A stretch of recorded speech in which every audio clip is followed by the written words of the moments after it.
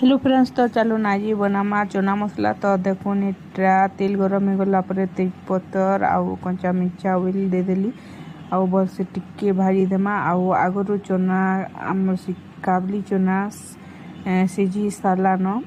आउ देखुन इटा ऑयल टिके भाजी गला पर मसला दे देली आउ मसला के भलसे टिके भाजी देमा।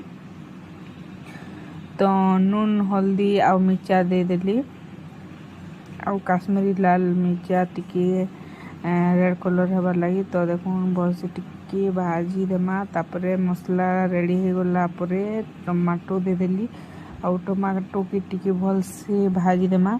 आउ टमाटो सिझी गला परे चना के दे देमा। तो देखुन फाइनाली रेडी हो गला मोर मसला। तो एबे दे देमा चना।